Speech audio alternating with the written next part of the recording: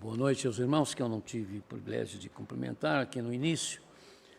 Vamos abrir, irmãos, as nossas Bíblias na primeira epístola de Paulo a Timóteo. 1 Timóteo, vamos ler os versículos 1 e 2 do capítulo 1.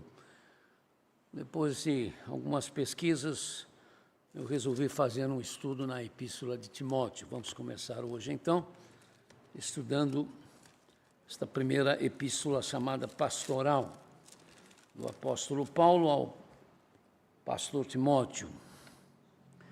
Hoje a nossa palavra é mais informações acerca da carta do que propriamente algum estudo devocional, mas vamos também poder fazer umas poucas colocações. Então, primeiro versículo, primeiros dois versículos, 1 e 2 de Timóteo 1. Vamos ler?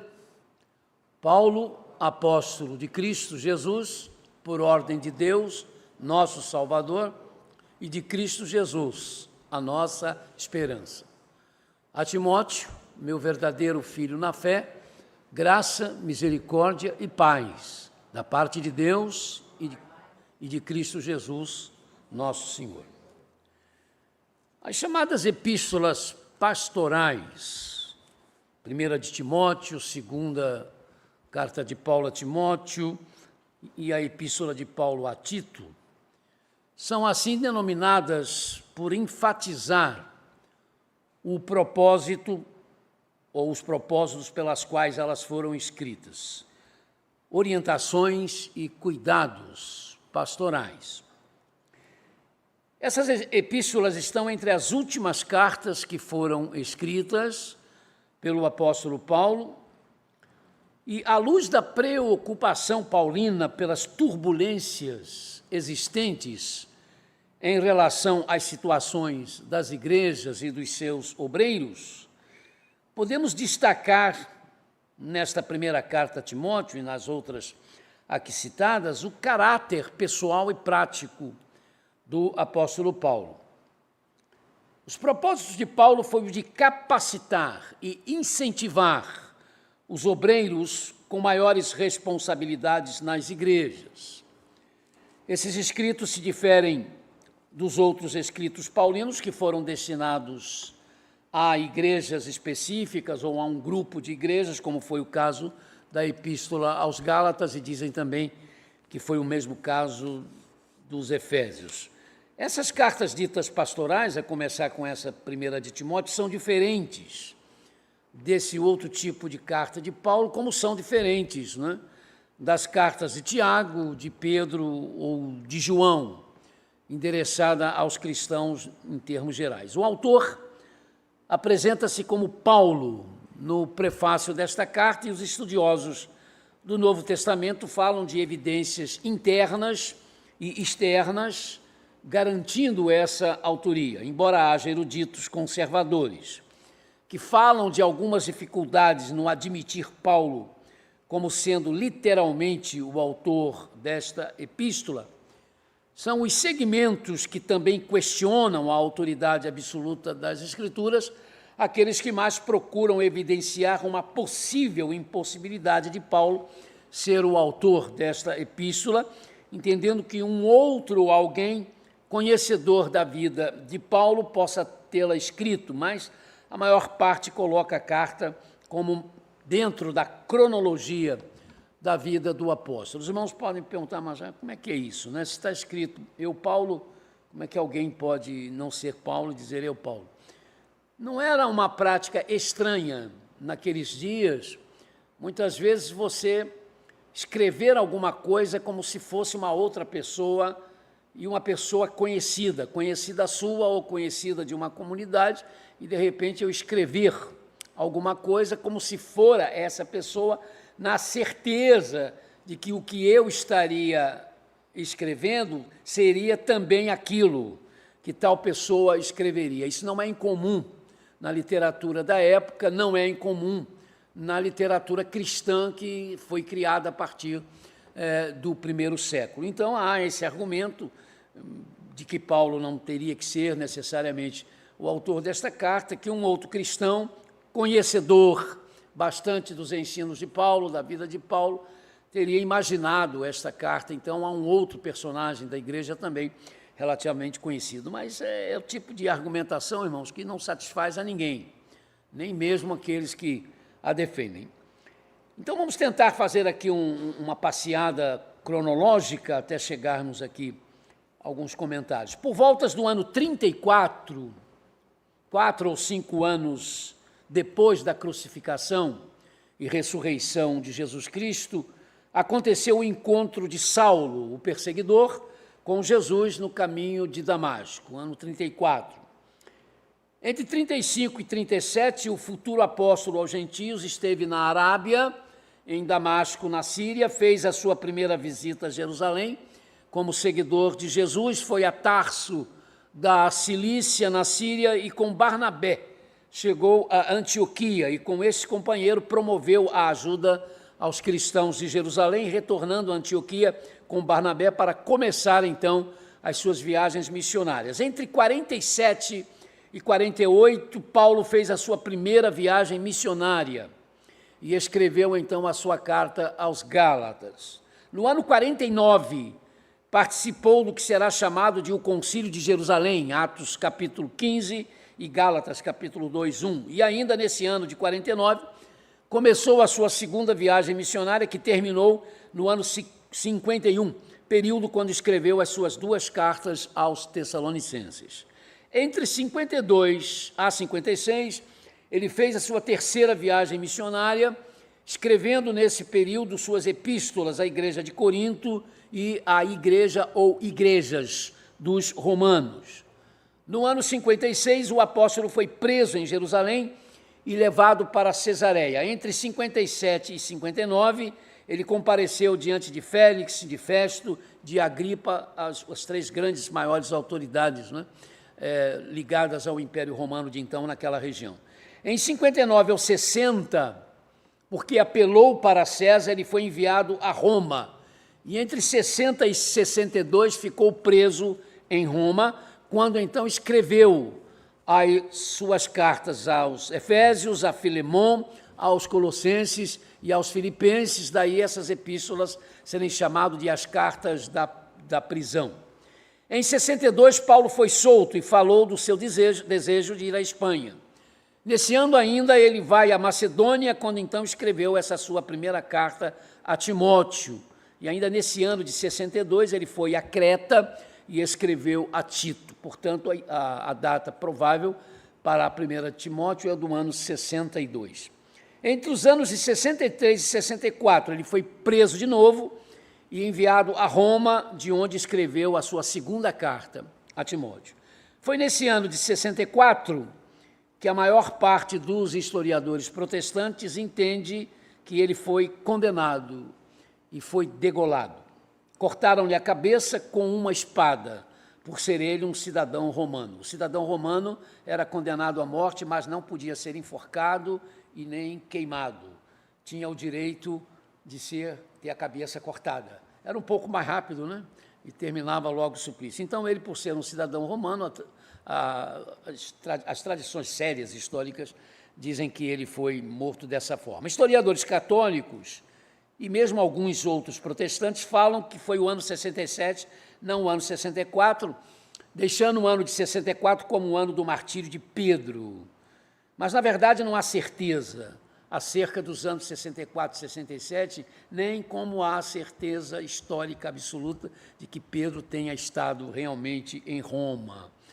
E há um historiador católico que fala isso, não há certeza de que Pedro esteve um dia em Roma. A carta foi escrita a um dos discípulos de Paulo, Timóteo. Timóteo quer dizer aquele que honra a Deus. Timóteo era filho de uma mãe judia, Eunice, Atos capítulo 16, versos 1 e 2, e 2 Timóteo 1,5, e de pai grego, nascido em Listra, na região da hoje cidade de Rantansarai, na província turca de Cônia, o antigo Icônio, né, no Novo Testamento. Conhecedor do Antigo Testamento, graças à mãe e à avó, Timóteo já era um cristão quando Paulo chegou a Listra, ou se converteu pela pregação e instruções de Paulo, quando dessa sua primeira viagem missionária. Na verdade, se tornou numa pergunta. Quando Paulo chegou, ele já era cristão ou ele foi levado ao cristianismo por Paulo? Por quê? Lucas disse que Timóteo foi encontrado como um discípulo, em Atos capítulo 16, versículo 1. Mas a pergunta que se levanta é, qual o sentido aqui da palavra discípulo?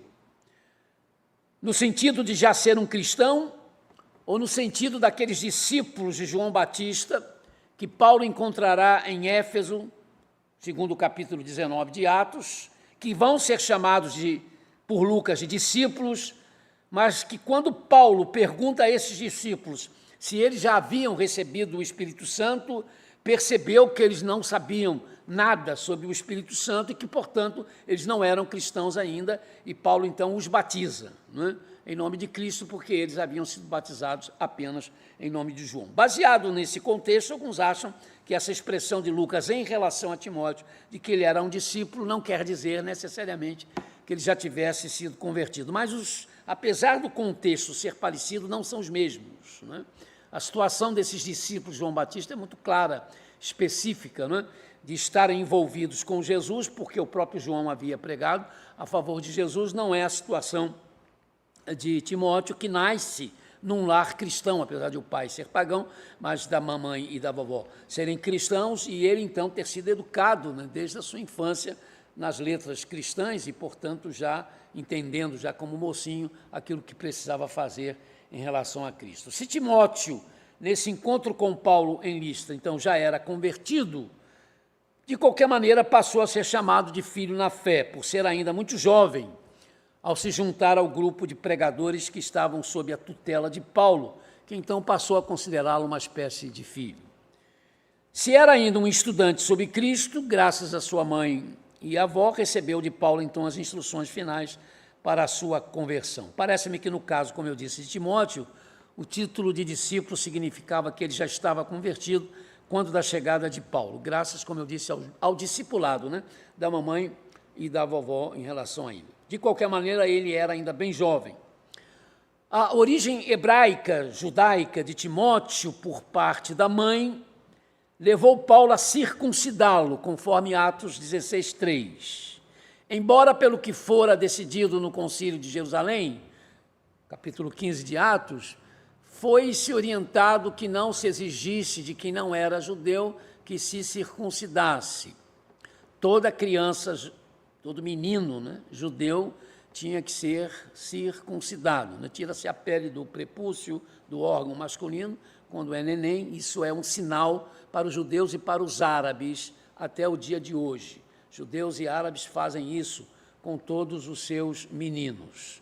Em Israel, isso era um sinal da aliança de Deus com o seu povo. Os meninos tinham que ser circuncidados e os judeus não admitiam, como não admitem, né, até hoje, que nenhuma pessoa do sexo masculino entre eles não seja circuncidada. É interessante, irmãos, porque Deus não exige nada que não tenha a sua importância, Deus não joga a conversa fora e Deus não faz exigências, não é, que não tenham lá as suas finalidades. O povo judeu e o povo árabe é o povo que menos tem câncer de próstata no mundo. E os médicos chegaram à conclusão que é por causa da circuncisão, que é feita quando eles são pequeninos. Então, os homens judeus e árabes são os que menos sofrem, não é, de câncer na próstata em todo o mundo. Mas o problema da circuncisão foi que ele se tornou numa espécie de sinal religioso. Foi dado como uma aliança por Deus para marcar os homens do povo de Israel e passou a ser para os judeus uma espécie de ato de fé, que se você não fizesse, você estaria sendo condenado, né, à perdição, porque você não estava circuncidado. Os judeus chamavam as pessoas incrédulas de incircuncisas, né? Quando um judeu chamava alguém, você é um incircunciso, estava dizendo, você é um pagão, você não tem nada a ver com Deus. Mas nesse concílio de Jerusalém, que foi uma reunião de cristãos para tratar da questão da evangelização dos cristãos, se chegou a essa conclusão, olha, algumas coisas a gente não vai exigir, né? Uma delas é a circuncisão. Não tem que se circuncidar quem não for judeu. ele não é judeu, vai se converter, vai aceitar o Messias de Israel, o Messias dos judeus, a salvação vem dos judeus, né, como Jesus disse, mas eles não têm que aceitar as práticas judaicas, eles não têm que aceitar a dieta judaica. Eu ouço ainda muita hoje de algumas denominações conservadoras nossas que dizem a importância de nós seguirmos os costumes judaicos. Eu tenho um pouco de preocupação com isso, irmãos. Eu acho que costumes são costumes, práticas são práticas. Os judeus têm um background extremamente importante em termos de moral, em termos de ética. A gente não tem dúvida quanto a isso. Foram eles que nos deram as Escrituras, tanto do Antigo quanto do Novo Testamento, mas o adotarmos uma ética e prática judaica sem as devidas considerações, eu acho um pouco temerário, né? Eu tenho insistido nisso e quero ser bem compreendido. Eu tenho um amor particular pelo povo judeu, mas também amo muito os árabes, né? Estou numa tristeza profunda pelo que está acontecendo, porque não podiam ter feito com Israel o que fizeram, o que estão sempre fazendo, mas também nada justifica um bombardeio que dizem que já matou mais de 2.000 crianças, não é? Então, se matou 20 bebês do lado de Israel degolados, mas já se matou 2.000 crianças do lado palestino, não é? Com os bombardeios. É uma situação complicada de se resolver, nós não estamos vivendo, né, a vida deles, a gente sabe o quanto aquilo ali é complicado, é difícil, quanto o ódio, né, impera em relação àquilo. Eu gosto muito de usar uma frase que eu ouvi de um diplomata. Eu tive um parente, não é, um parente da minha esposa, que era casada com um diplomata brasileiro em Israel. Nós tivemos uma oportunidade de almoçar junto e eu fiz essa pergunta a ele. Qual era a opinião dele sobre essas crises? Olha que isso já tem tempo, hein? E já judeu e árabe vinham brigando, né, o tempo todo. E ele me disse uma coisa que eu nunca mais esqueci. Olha, enquanto os árabes não amarem mais os seus filhos do que odeiam o filho dos judeus, e enquanto os judeus não amarem mais os seus filhos do que odeiam o filho dos árabes, isso nunca vai terminar. Porque aquilo vai passando para a criança, irmãos. Eles vão educando as crianças a se odiarem, né, mutuamente, e cresce esse tipo de ódio, e vem a vingança, que alguém já disse, é a sobremesa do diabo, né? A vingança é a sobremesa do diabo, e aquilo não para, porque um se vinga do outro, e vão ficando nessa agonia tremenda, não é? Israel não está naquela terra sem uma razão. Eles deixaram de ser o Israel de Deus, deixaram de ser o povo de Deus quando rejeitaram Jesus Cristo, não são mais a menina dos olhos de Deus, é a igreja de Cristo, que é hoje o Israel de Deus, o povo de Deus, a menina dos olhos de Deus. Mas veja bem, aquele povo foi o povo que Deus separou para do meio dele nascer o Messias Salvador do mundo. Aquele povo foi gerado por um homem para quem Deus disse: em ti serão abençoadas todas as famílias da terra.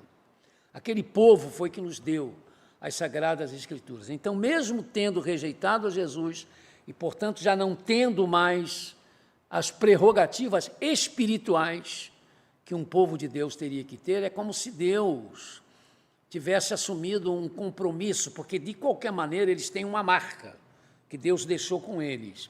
E uma dessas marcas é a terra de Israel. Uma dessas marcas é Jerusalém. Jerusalém é a alma do judeu.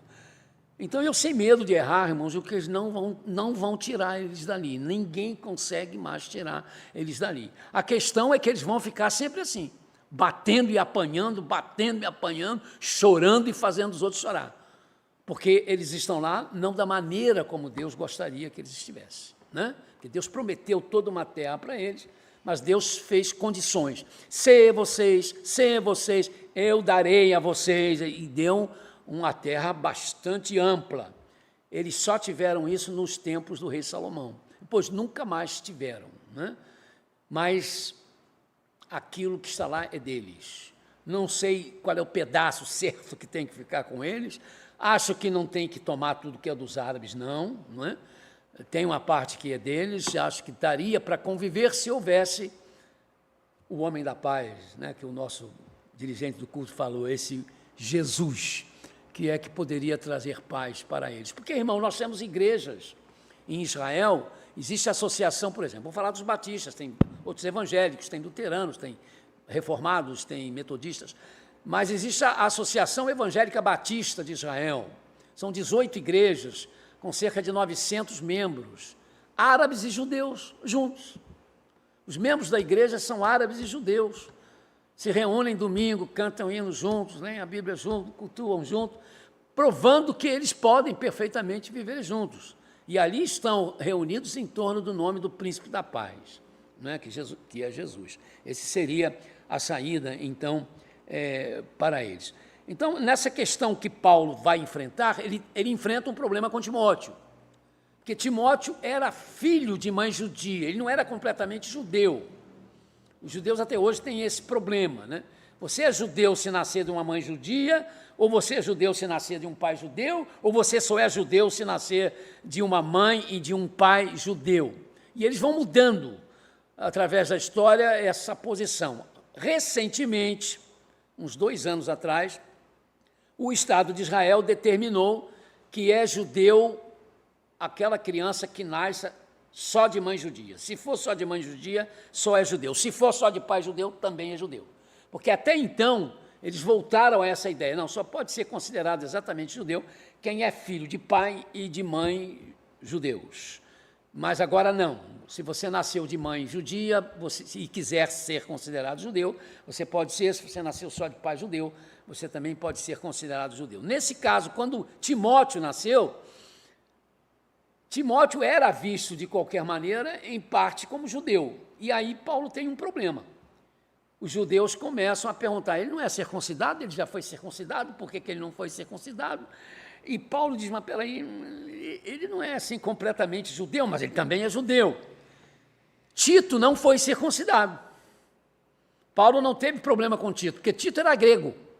Então ninguém exigiu a circuncisão de Tito, mas de Timóteo começou a haver os resmungos de cristãos, não era de judeus. Aí Paulo, para evitar problema, circuncidou Timóteo. Já circuncidou Timóteo, já grande. Circuncisão de quem é grande, que os homens que digam que tem que fazer, não é muito legal, não. Entendeu? Então, ele teve que ser circuncidado, e alguém perguntou, mas por que circuncidou um, não circuncidou outro? Porque Timóteo tinha essa de qualquer maneira, essa meia parte, não é? Judaica. Sabemos que os missionários, e aí vem uma lição para nós, não é?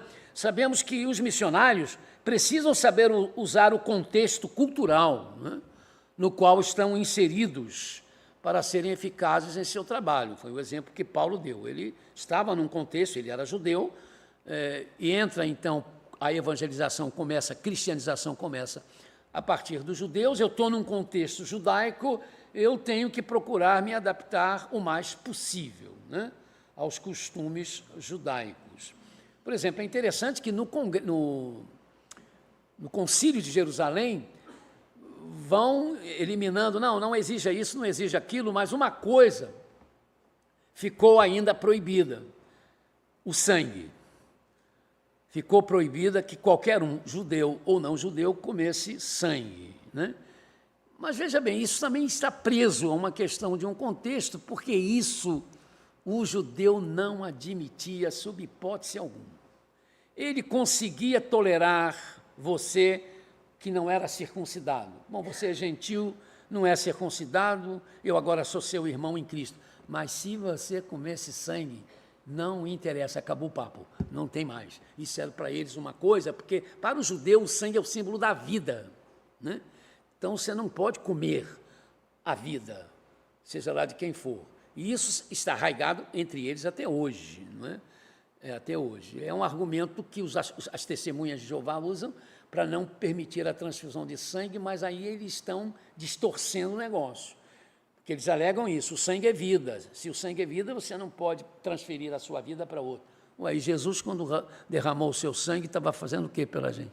Dando a vida dele por nós. Não há problema nenhum em relação à transfusão de sangue. Agora, o comer, né? O sangue era um problema sério, então os apóstolos ali naquele concílio de Jerusalém disseram, não, isso aí, para não criar tanto problema, fica proibido, né? mas não se tem na história nenhum cristão que foi queimado vivo porque comeu sangue, né? E há cristãos hoje que ainda comem. Às vezes me perguntam se deve ou não. Isso é um problema de sua consciência. A Bíblia diz que aquilo que você faz em dúvida é pecado, né? Você tem dúvida, então é melhor não fazer. Não faça, você não vai morrer, né? Porque você vai deixar disso. Mas eu quero voltar a essa questão do contexto, porque o contexto é importante, irmãos, e os nossos missionários, quando vão, antes de ir para o campo missionário, né, principalmente quando o campo é estrangeiro, eles recebem uma matéria chamada Antropologia Missionária, onde eles aprendem os costumes dos povos aonde eles vão, coisas que eles não podem fazer para a terra aonde eles vão. Não é? Querem ver uma coisa? Se você for para Singapura é um país adiantado, né? Nunca abrace um homem. Não faça isso, nem que ele seja seu filho ou seu pai. Se você botar a mão no ombro de um homem em público, meu amigo, fechou o negócio. E houve um problema sério com o Luiz Palau, que era aquele evangelista internacional. Ele foi pregar num estádio de Singapura, repleto, e aí ele chegou junto com o intérprete e ele deu as primeiras palavras, o intérprete traduziu, e ele, assim, muito feliz com o intérprete, botou a mão no ombro do intérprete, deu uma chamada no cara para cá, e o cara... Foi aquilo assim no estádio. E aí o camarada cutucou, não me abraça, não pode, aqui o povo não aceita isso, não aceita isso. A gente diz, mas que bobagem, né? Bom, bobagem. Nas Filipinas, nunca entre numa casa e cruze as pernas, deixando que as pessoas vejam a sola do seu sapato. Se você fizer isso, o dono da casa te põe para fora. É desrespeito. Mostrar a sola do sapato não é porque está furada, está suja, não. É porque é desrespeito. A gente chega, cruza as pernas, não tem problema, não é isso? Mas não precisa ir muito longe. Quantos beijos a gente dá aqui no Rio de Janeiro quando cumprimenta? 2, né? Em São Paulo é um só. Você já dá o beijo, a pessoa já tirou o rosto, porque não está acostumada a ser beijado nos 2 rostos. Mas de São Paulo para o Rio, está aqui a diferençazinha pouca, né? De algumas horas nós estamos. Então, se ensina isso, né? E Paulo entrou nessa história. Bem, eu tenho uma questão aqui envolvida, algo sério, que é a circuncisão, eu tenho que me adaptar, não é? Em relação a isso. Os muçulmanos têm o período do Ramadã, que é o período do jejum muçulmano, onde durante o dia eles não comem nada, ficam até 6 horas da tarde sem comer. Depois das 6 horas, pode cair dentro do negócio, mas das 6 da manhã até as 6 da tarde, não comem nada. Há muçulmanos tão severos que não engolem nem saliva. Ficam babando, mas não engolem, porque acham que é pecado. Como é que procedem os cristãos nesses lugares? Eles não fazem o jejum, mas não comem na frente deles. Se escondem quando vão comer, colocam-se em lugares onde eles não são vistos, para que não pareça que eles estão faltando com o respeito. Agora já não há muito isso, né? Mas no meu tempo de criança, na Sexta-feira Santa, não se comia carne nem açoquete, né? Como eu nasci num lar batista, a gente fazia isso, né? Mas sempre mesmo, sem muito problema. Mas quando chegava um crente novo, né, que chegava na igreja, ia chegando a Semana Santa, ele vinha e perguntava ao pastor, eu posso comer carne na sexta-feira? Disse, irmão, pode, mas não vai fazer um churrasco no seu quintal, não, tá? Para deixar a fumaça sair, passar para o quintal do vizinho, que é católico, que ele vai ficar bravo, né? Ele vai achar que... Hoje, como eu disse, eu não acreditei, mas nessas últimas 2 sexta-feiras as churrascarias estavam abertas, né? Então, o povo já não está mais ligado a isso. Mas era uma questão de respeito seu. Não é que se você comesse não há problema nenhum, mas por que você vai faltar ou vai provocar uma situação que você pode evitar? Então, é o caso lá do Ramadã, né? Os cristãos não fazem o jejum, mas, por sua vez, também procuram evitar comer na frente deles para não parecer que estão faltando com o respeito. E existem outras, não é? Situações que cada país tem as suas características, que você aqui faz, mas no outro lugar você não pode fazer. E Paulo nos dá o exemplo de que isso é importante. Existe um lugar na Índia que não se pode assoviar. Porque quando você está assoviando, você está sendo usado pelo demônio. Eu gosto tanto de assoviar, entendeu? Às vezes eu fico lá sentado assoviando. Eu não sei tocar nada, pelo menos assoviar eu sei, entendeu? Mas os cristãos nesse lugar não assoviam. Não é que eles acham que assovio tem a ver alguma coisa com o diabo. Eles sabem que não tem, mas não assoviam. Porque se assoviar, as portas se fecham, ninguém mais quer falar com ele. Então, às vezes, a gente tem que abrir mão de direitos, mas isso é meu direito, mas tem hora que o direito tem que ser deixado para um outro lado, quando existem coisas mais importantes que isso. Paulo usou Timóteo para resolver certos problemas nas igrejas, como o caso dos novos convertidos em Tessalônica, que precisavam ser encorajados nas perseguições, às quais estavam submetidos, 1 Tessalonicenses 3, 1-3. Preocupado com os crentes em Tessalônica, Paulo enviou Timóteo de Atenas até eles. Durante a terceira viagem missionária de Éfeso, Paulo enviou Timóteo a Corinto para lidar com os problemas desta igreja difícil, né? Vivendo as realidades das divisões, da imoralidade, de erros doutrinários, inclusive a respeito da ressurreição. 1 Coríntios 4, 17, 16, 10.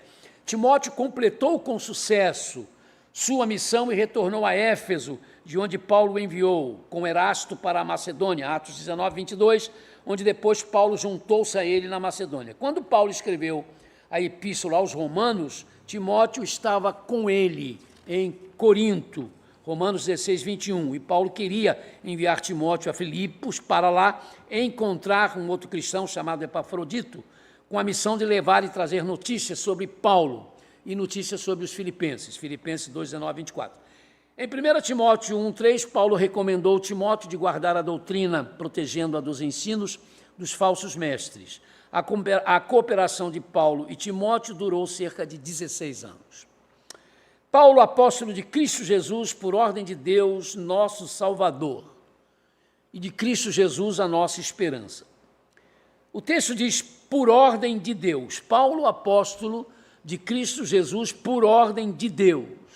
Pelo mandamento de Deus, pelo decreto de Deus.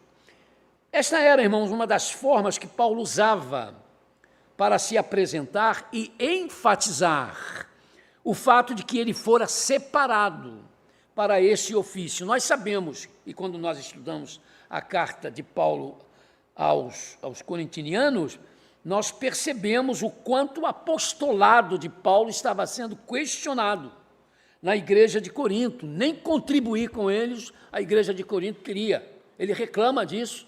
Os outros obreiros têm direito de receber, ninguém me dá nada, né? E eu trabalho com as minhas próprias mãos para não ser pesado a ninguém. Mas ele faz uma reclamação, um desabafo. Por que estão fazendo isso? Se os outros obreiros podem receber, porque digno é o obreiro do seu salário, né? Ele usa essa expressão, por que não estão fazendo isso comigo? Porque o apostolado dele era questionado. Esse homem perseguiu muito. Não? Como é que esse homem agora pode se chamar ou querer ser apóstolo? Não, não pode não. Então ele tomou como para si esse hábito de se apresentar lembrando isso. Eu sou apóstolo. E aqui na carta a Timóteo ele diz, por ordem de Deus, tá? É por ordem de Deus que eu sou. Em 1 Coríntios 15, 8, ele se considerou, quer dizer, não era uma questão de vaidade. Em 1 Coríntios 15, 8, ele se considerou um abortivo. E no versículo 15 desse mesmo primeiro capítulo a Timóteo, ele vai se considerar o principal dos pecadores. Então, quando ele usa essa expressão, apóstolo de Cristo Jesus, por ordem de Deus, ele não está se ufanando, não está querendo se colocar, não é, como uma pessoa superior. Na afirmação, Paulo, apóstolo de Cristo Jesus, por ordem de Deus, nosso Salvador, nós somos ajudados numa questão doutrinária. É a identificação de Jesus com Deus. Paulo chamou a Deus de nosso Salvador. Olha o que Paulo diz. Paulo, apóstolo de Cristo Jesus, por ordem de Deus, nosso Salvador.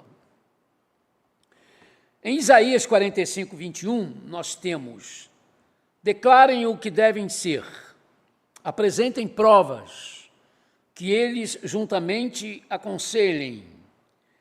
Quem há muito predisse isto? Quem declarou desde o passado distante? Não fui eu, o Senhor? Não há outro Deus além de mim. um Deus justo e Salvador, um Deus justo e Salvador, não há outro além de mim.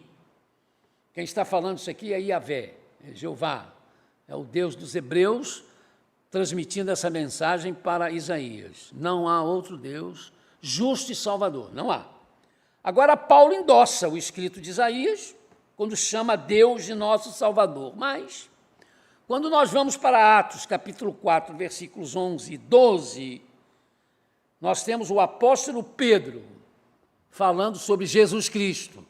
E aí Pedro diz assim: este Jesus é a pedra que vocês construtores rejeitaram e que se tornou em pedra angular. Não há salvação em nenhum outro, pois debaixo do céu não há nenhum outro nome dado aos homens pelo qual devamos ser salvos.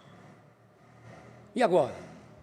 No Antigo Testamento, Deus disse: não há outro Salvador além de mim. Mas agora Pedro diz: não há outro nome dado entre os homens pelo qual devamos ser salvos, que não o nome de Jesus. A Bíblia errou? Tem uma contradição aqui? Não, irmãos.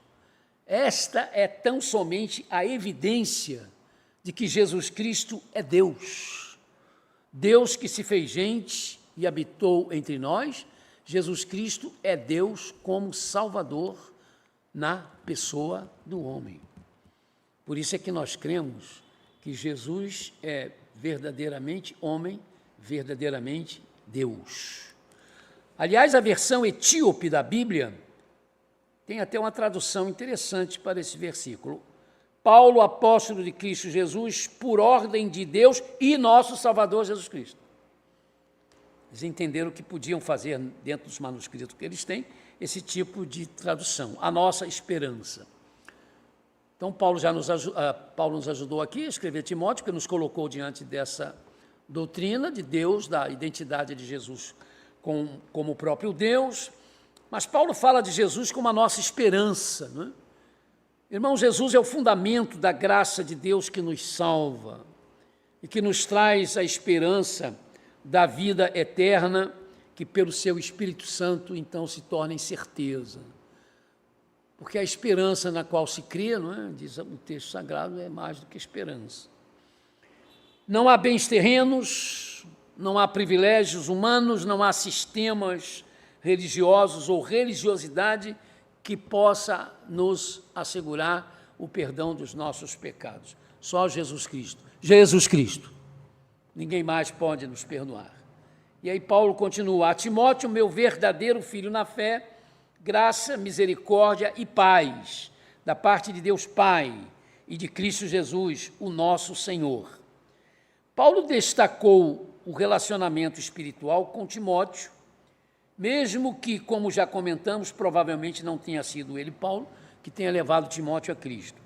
Devia, então, estar chamando Timóteo de filho na fé, por causa da sua idade ou por causa da afeição que ele, Paulo, passou a ter por ele. A Vulgata Latina diz que Paulo chamava de o filho amado. Graça, misericórdia e paz, da parte de Deus Pai e de Cristo Jesus, o nosso Senhor. Sem dúvida, isso se tornou, irmão, uma das primeiras doxologias do culto cristão primitivo. É uma saudação comum de Paulo, na qual, nesse texto, está inserida a palavra misericórdia, que, junto à palavra graça, traz toda a visão e a experimentação da paz, da consciência através do sangue de Cristo e toda a prosperidade no sentido de autorrealização temporal, espiritual e eterna. Então, a gente já percebe que vamos ter coisas bastante interessantes, né, nessa epístola de Paulo a Timóteo, né? E hoje, então, podemos abordar essas duas questões. E veja como Deus se apresenta no Antigo Testamento como Senhor. Não fui eu, o Senhor, que disse isso, e Paulo chama Jesus Cristo de o nosso Senhor, ok? Então, sempre vai haver essa identificação de um com o outro. Na classe de doutrina, não é? Nós temos uma lição, quando falamos sobre Jesus Cristo, e a gente começa a mostrar os textos que existem, comparando Jesus com Deus no Antigo Testamento, no Novo Testamento, e não tem como você escapar, não tem jeito. Ou a Bíblia está errada e se contradiz, ou Jesus é realmente Deus, conforme está aqui explícito. Que o Senhor nos abençoe e nos ajude, irmãos, e que Deus nos ajude também na continuação, né, desse estudo, desta parte da sua palavra. Amém? Vamos então, irmão, encerrar o nosso culto.